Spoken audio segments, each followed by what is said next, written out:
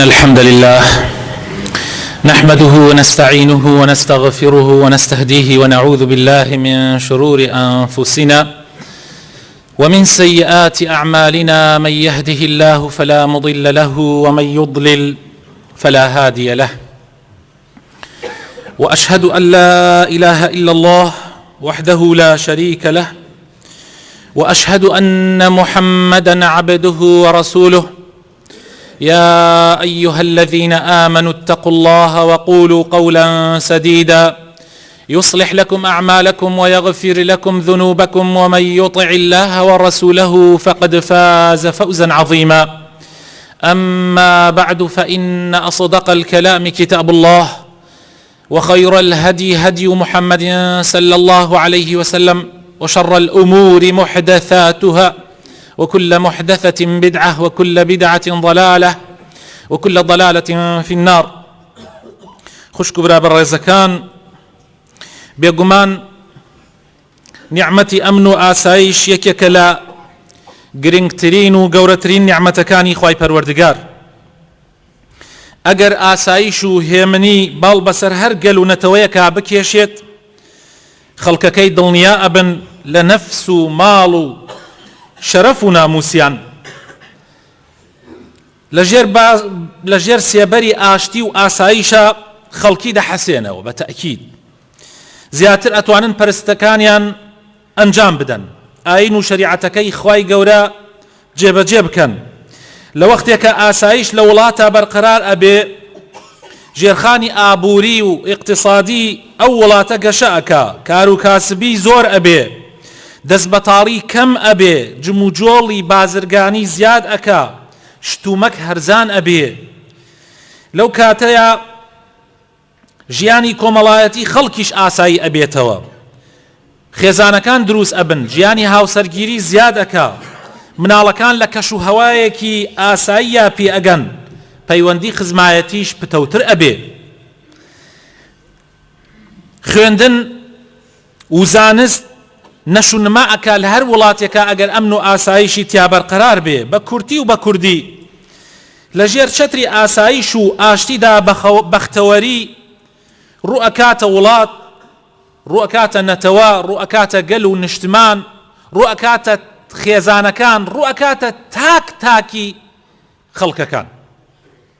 بەڵام خوا پەناماندا، ئەگەر ئەمن و ئاسایش لە هەر شوێنێکا نەما، کەس دڵنیا نابێ لە ماڵ و مناڵ و شەرەف و ناموسی، تەنانەت لە گیانی خۆیشی.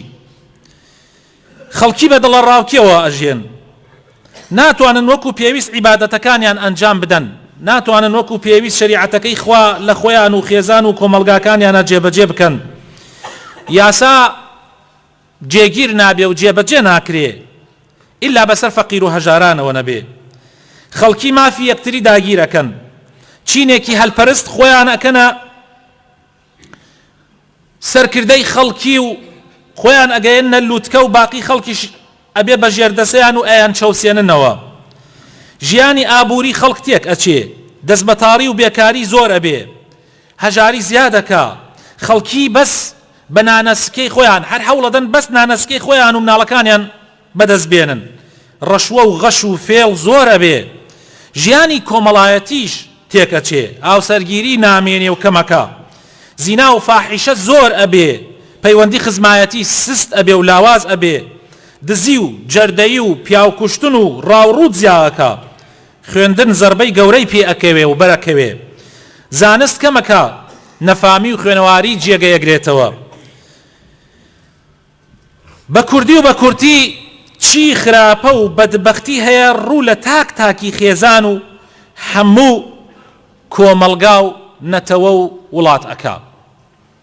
هە لەبەر ئەوەیە خوای تەعالا لە قورئانە باسی دوعاکەی پێغەمبەر ئیبراهیممان بۆەکە، سەڵات و سەلامی خوای لێبێ بۆ مەکە و خەڵکەکەی، ئەفەرمێ: رب اجعل هذا بلدا آمنا وارزق أهله من الثمرات.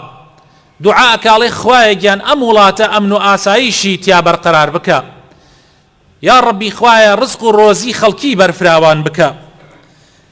چونکە برا بەڕێزەکانم، وەڵڵاهی ئەگەر خۆشترین خواردنەکانی دنیا خۆشترین میوەکانی ئەم سەرزەویە لە بەردەستی تۆیا بێ بەڵام لە دڵا ڕاوکیە بژێی بەڵام دڵنیا نەبی کە چی سەعاتێک ئەکوتنە سەرت چی سەعاتێک ڕێگەت پێ ئەگیرێ و ڕاوڕوو تەکرێی بەڕاستی هیچ لەزەتێکی تیان نییە هیچ خۆشیەکی تیان نییە. خوای تەعالا یەکێ لەو منەتانە کە ئەیکا بەسەر قوڕەیشە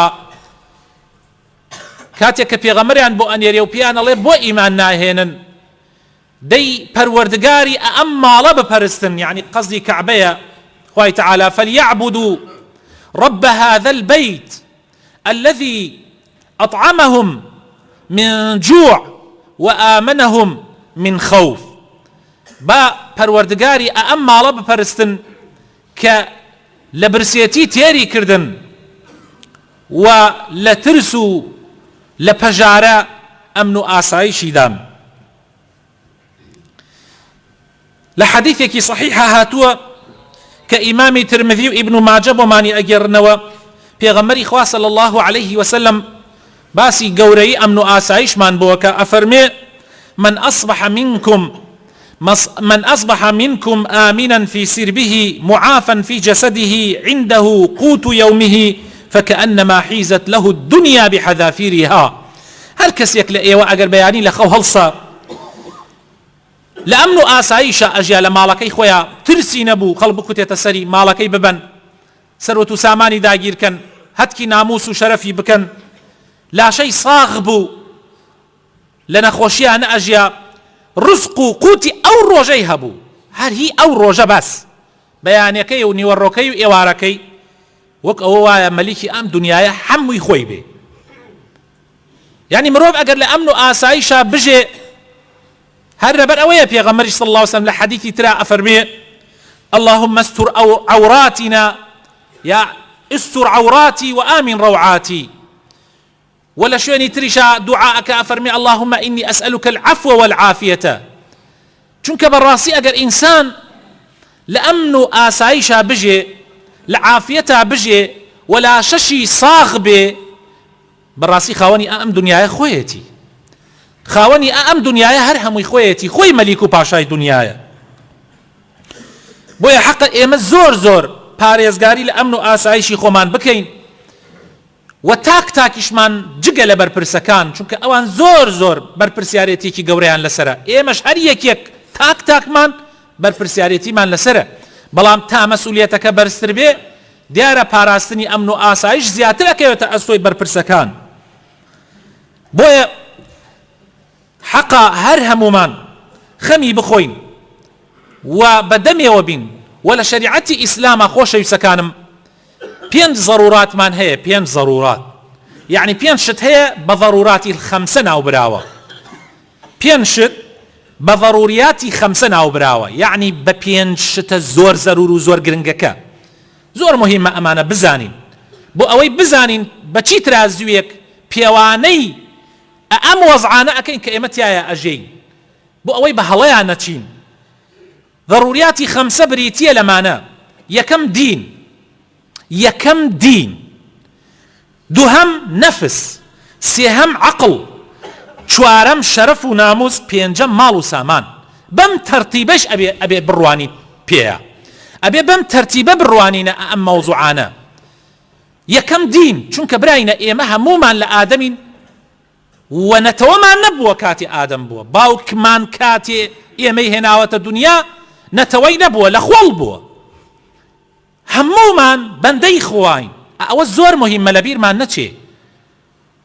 هەنێک جار خەڵک هەیە ئەم شتانە بەلایەکی ترە ئەبا بەلا ڕێیە ئەیبا ئەڵێ من کوردم پێش ئەوەی مسلمان بن نە وەڵڵاهی ئەوە بۆ چونێکی زۆر غەڵەتە.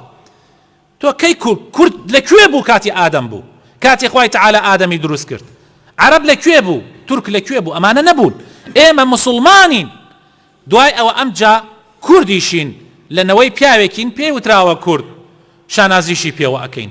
خوای تەعالا شعوب و گەل و نەتەوەکانی خەڵق خوڵقاندووە تاوەکو خەڵکی یەکتری بناسن بۆ ئەوە نییە ئێمە دژایەتی یەکتری بکەین بۆ ئەوە نییە ئێمە ئاگامان لە خۆمان نەبێ بۆیە دینەکە ئەساسە یەک یەکەم لە ضروريات دینە. دوای ئەوە ئەمجا نەفسە خودی خۆت، نەفسەکان، ئینسانەکان، مرۆڤەکان ضرورەتی دووەمە پاراستنی ضرورەکان. پاراستنی دین یەکەمە، پاراستنی مرۆڤەکان بەگشتی دووهەمە، سێیەم پاراستنی عەقڵ و ژیری، چونکە مرۆڤ بە عەقڵا جیاکرێتەوە لە حەیوانەکانی تر، لە زیندەوەرەکانی تر. مرۆڤ بە عەقڵ جیاکرێتەوە، ئەگەر عەقڵەکەی نەمێنێ فەرقی چییە لەگەڵ حەیوان و ئاژەڵەکانی ترە؟ چوارەم شەرەف و ناموس، عیرف لە ئیسلامە گرنگیەکی تایبەتی پێدراوە، خوا تایبەتی کردووە، خوا گرنگیەکی تایبەتی پێداوە. دوای ئەوە خۆشەویستەکانم ماڵ و سامان، ئەمانە هەمووی ضرورياتی خەمسەن، پێنجتە زۆر زۆر گرنگەکەن و بۆ پاراستنیشان شەریعەت دامەزراوە، حەد و حدود جێبەجێکراوە. یعنی بۆ پاراستنی ئەمانەیە کە ئەو حەد و حدودانەی کە لە شەریعەتە هەیە لە یاساکانەدا ڕێژراوە، بۆ پاراستنی ئەمانەیە، بۆ پاراستنی ئەمانەیە. بۆ نمونە حەدی ریدە هەڵگەڕانەوە دانراوە بۆ پاراستنی دین، بۆ پاراستنی دین کە یەکەمەکەیەتی. حەدی قیساس لە نەفسا و لە ئەطرافە، یعنی لە ئەندامەکانی لاشەیە، بۆ پاراستنی نەفسەکان دانراوە، بۆ ئەوەی نەفسی ئینسانیەت و مرۆڤایەتی بپارێزرێ. حەدی عەرق خواردنەوە لە شەریعەتی ئیسلامە دانراوە بۆ پاراستنی عەقڵ، بۆ پاراستنی عەقڵ و ژیرەکان. حەدی زینا و قەذف، حەدی زینا ئەو کەسانەی کە داوێنپیسی ئەکەن حەدێکیان بۆ دیاری کراوە، ئەوانەشی کە بوختیان بۆ خەڵکە بەسن هەڵەباسن، ئەوانیش حەدیان بەسەرادا جێبەجێ ئەکرێت لە شەریعەتی ئیسلامە. ئەمە بۆ چییە؟ ئەمە بۆ پاراستنی شەرەف و ناموسەکانە. و حەدی دزیش دانراوە لە شەریعەتی ئیسلامە بۆ پاراستنی ماڵ و سامان، بۆ پاراستنی ماڵ و سامانی خەڵکی. بەڵام خۆشەویستەکانم حەدێک لە ئیسلامە دانراوە لە هەر هەمووی تونتر، لە هەر هەمووی تونتر، لەمانە گشتی تونتر حەدێکەیە لە شەریعەتی ئیسلامە. بۆ کێ؟ خوای تەعالا لە قورئانی پیرۆزە ئەفەرمێ: إنما جزاء الذين يحاربون الله ورسوله ويسعون في الأرض فسادا أن يقتلوا أو يصلبوا أو تقطع أيديهم وأرجلهم من خلاف أو ينفوا من الأرض ذلك لهم خزي في الدنيا ولهم في الآخرة عذاب عظيم إلا الذين تابوا من قبل أن تقدروا عليهم فاعلموا أن الله غفور رحيم. غفور رحيم. أم عقوبة قورية جزاي أو كساني كدجايتي خواو بيغمري خوا أكن، دجايتي كردني خواو بيغمري خوا بدو شواز أبي، بشوازك أبي كتو كفر بيديني جوێندان و قسەی ناشرین بەخوا و بە دینی خوا و بە قورئان و بە پەیامی خوا و بە پێغەمبەران بکەی، و هەروەها بەوەش ئەبێ بەکرداری بەوەی کەوا ڕێگری لە خەڵک بکەی، ماڵ و سامانی خەڵکی ببەی، یعنی کۆمەڵە خەڵکێک یان چەند کەسێک یان تاکە کەسێکیش سەر ڕێگا لە خەڵکی بگرێ و ڕێگری بکە. ئەم دوو تاوانە، تاوانی ئەوانەی کە بە زمان تانە لە دین ئەدەن، تانە لە پەیامی خوا ئەدەن، تانە لە پێغەمبەران ئەدەن، تانە لە کتێبە ئاسمانیەکان ئەدەن، لە قورئان ئەدەن، لە مقدسات و پیرۆزیەکانی خەڵک ئەدەن، ئەمانە جەزایان ئاوایە. و هەروەها ئەوانەشی کە بە کردار ڕێگری لە خەڵک ئەکەن، ماڵ و سامانی خەڵک داگیر ئەکەن، خەڵک ئەکوژن، خەڵک ئەتۆقێنن، ئەمانەشی جەزایان ئەمەیە کە خوای تەعالا ئەفەرمێ: إنما جزاء الذين يحاربون الله ورسوله ويسعون في الأرض فسادا. كوشش أكن أوي خراپەکاری لەسەر زەویە بڵاو ببێتەوە، جەزایان ئەوەیە ئەبێ بکوژرێن ئەگەر دەستیان چووە کوشتنی خەڵک، ئەگەر خەڵکیان کوشت ئەبێ بکوژرێنەوە. ئەو یوسەلەبوو یان داکوترێن یعنی بکوژرێن و داکوترێن و هەڵواسرێن بە ئەو عالەمە هەمووی پەندیان لێوەربگرێ، یان دەست و قاچیان ببڕێ، یان نەفی بکرێن لە وڵات دەربەدەر بکرێن. ئەمە جەزای ئەو کەسانەیە کە ڕێگری لە خەڵکەکەن، کە خەڵک ئەتۆقێنن، کە ماڵ و سامانی خەڵک ئەدزن، ئەوانەی کە ئەیانەوێ ئەمن و ئاسایش لە وڵاتە تێک بدەن، خەڵک تەمین نابێ ئیتر لەسەر هیچ شتێکی خۆی. ئەوە ڕوئەدا کە لە سەرەتای وتارەکەەوە باسمان کرد. بۆیە ڕێگریکردن یەکێکە، یان دزیکردن، یان ئەوەی کە ئێستا خەریکە لە گەرمیانە پەیا ئەبێ ڕێگری لە ڕێ لە خەڵک ئەگرن، ماڵ و سامانی ئەبن، خۆی ئەتۆقێنن، ماڵ و مناڵی ئەتۆقێنن، و ئەمەش ئەگەر زوو حکومەت فریایی نەکەوێ هەتا بێ زیادەکە، هەتا بێ ئەگاتە حەدی کوشتنیش خەڵک ئەکوژرێ، خراپتریش ئەبێ. ئەوە ڕوئەدا کە لە سەرەتای وتارەکەەوە باسمان کرد. بۆیە ئەبێ زوو حکومەت فریایی بکەوێ، زوو خەڵک فریایی خۆی بکەون، فریایی خۆیان بکەون تاوەکو وەزعەکە لە دەست دەرنەچووە، و ئەبێت تونترین سزایش بدرێن ئەو کەسانە. نابێ لە ژێر باڵی هیچ مەسئولێکە، هیچ بەرپرسێکە ئەم کارانە ئەنجام بدرێ. واللهی هەر بەرپرسێ دەستی گرت بەسەر ئەوانەیە حەقە بەرپرسەکە پێش هەمویان ئەم عقوبانە بدرێن، حەقە هەڵواسرێ و بکرێتە پند بۆ هەموو عالەم. بۆیە پێغەمبەری خوا صلی الله عليه وسلم ئەفەرمێ: حد يعمل به في الأرض خير لأهل الأرض من أن يمطر 40 صباحا. هەمومان ئێستا قەدری باران ئەزانین. پێغەمبەری خوا صلی الله عليه وسلم ئەفەرمێ حەدێکی خوا جێبەجێ بکرێ، یعنی دزێک لەوانە بگیرێ، ڕێگریەک لەوانە بگیرێ و لەسەری شەریعەتی خوا جێبەجێ بکرێ، واللهی لەوە باشترە کە بۆ ئەو وڵاتە 40 ڕۆژ 40 بەیانیان، جا بارانی بەیانیان لە هەمووی بەسوودترە، 40 بەیانیان بەسەر یەکە بارانیان بەسەر ببارێنرێ، ئەوەنەی ئەوە خێرتر نییە بۆیان کەوا حەدێکی خوا جێبەجێ بکرێ. ئەو کەسانەی کە جەردەی ئەکەن، دزی ئەکەن، ڕەشوە ئەخۆن، مافی خەڵک داگیر ئەکرێن، هەتک بکرێن تاوەکو خەڵکی تر نەیکە.